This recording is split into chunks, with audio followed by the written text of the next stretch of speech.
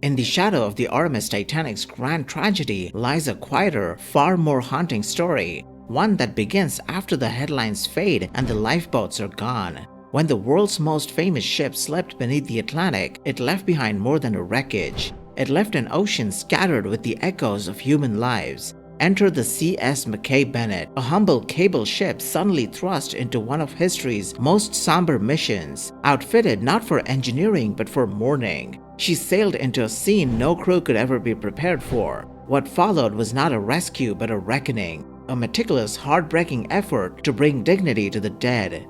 This is the story of the ship that didn't witness the disaster but had to face its aftermath.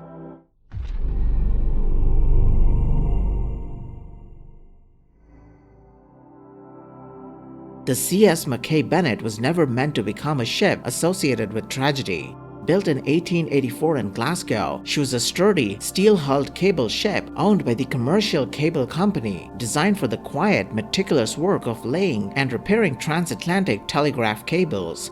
In an age before satellites and instant messaging, ships like her were the backbone of global communication. She was reliable, well-equipped, and even featured dual rudders for better maneuverability, a thoughtful decision for a vessel expected to work with precision rather than drama. For nearly 3 decades, she went about her business unnoticed, which is perhaps the highest compliment for a ship of her kind. Then April 1912 arrived, and with it, the sinking of the RMS Titanic, an event so massive it seemed to ripple across the entire Atlantic world. Almost immediately, Halifax became the center of recovery efforts, and the Mackay-Bennett was one of the 4 ships chosen for a task no ship would envy. She was hastily refitted, not with cables and engineering tools, but with almost 100 coffins, 100 tons of ice, canvas, barrels of embalming fluid, and 12 tons of iron bars to weigh down bodies to be buried at sea.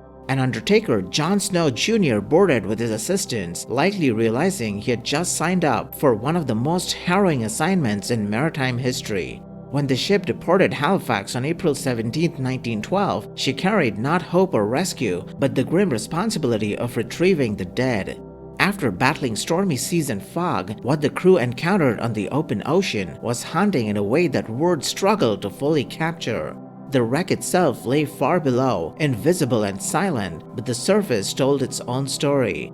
Bodies, life belts, fragments of wood, and personal belongings drifted across the cold Atlantic like echoes of a catastrophe still unfolding. Upon reaching the wreck site, it quickly became apparent that there were far more bodies floating in the ocean than anyone had expected. The crew launched small boats and moved along them carefully, performing their work with a mix of discipline and quiet dread.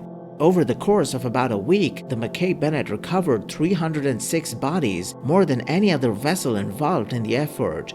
It was exhausting, emotionally draining work carried out in cold air and colder water, where every recovery felt less like a task and more like an encounter. As the days passed, harsh realities forced difficult decisions. There simply weren't enough coffins or embalming supplies to preserve everyone. A system, practical but deeply unsettling, was put in place.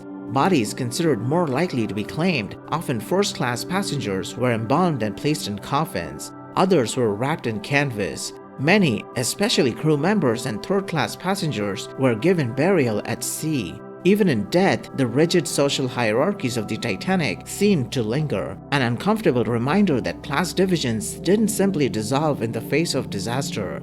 In total, 116 bodies were committed to the ocean, their funerals conducted by the ship's crew in somber ceremonies that must have felt both respectful and heartbreakingly insufficient. 3 other ships were also tasked with recovering the victims of the Titanic's sinking: the Minia, CGS Montmagny, and the SS Algerine. The Minia found 17 bodies, 2 of which were crew members who were then buried at sea. The Montmagny recovered 4 bodies in May and buried one of them at sea. The final victim, identified as saloon steward James McGrady, was found by the Algerine at the end of May. Amid the grim routine, certain stories stood out. The body of John Jacob Astor, one of the wealthiest men aboard Titanic, was identified by the personal items found on him, including a distinctive ring. Wallace Hartley, the band leader who famously played as the ship went down, was discovered still dressed, his violin case strapped to his body. Perhaps most moving of all was the recovery of a small, unidentified child. The crew, deeply affected, paid for his burial themselves when the ship returned to Halifax. For decades, he remained known only as the unknown child until modern DNA testing in 2007 identified as Sydney Leslie Goodwin, finally giving a name to a story that had lingered in anonymity for nearly a century. Sydney's entire family of 2 parents and 5 siblings perished in the sinking. When the Mackay-Bennett returned to Halifax on April 30th, she carried 190 bodies. The city, unprepared for the scale of loss, transformed public spaces into temporary morgues. A curling rink was repurposed into a piece of identification, where rows of the dead were laid out for grieving relatives and officials. It was a stark and surreal scene,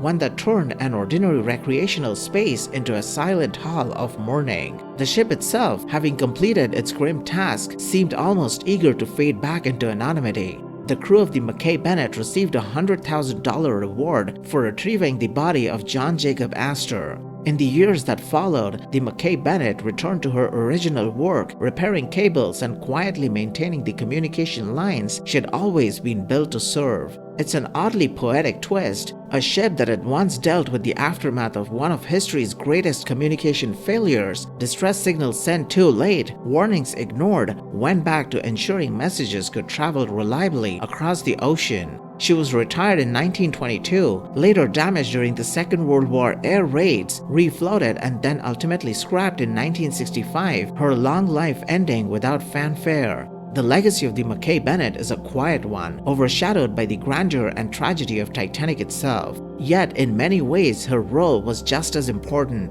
She did not save lives or avert disaster, but she carried out the difficult, unnecessary work that follows catastrophe, the part of history that is less often told because it's harder to face. If the Titanic represents human ambition and failure, then the Mackay-Bennett represents something more subdued but equally vital: dignity in the aftermath and in the enduring effort to bring order, respect, and closure to chaos. Thank you for watching the video. If you enjoyed the video, hit the like button and subscribe for more.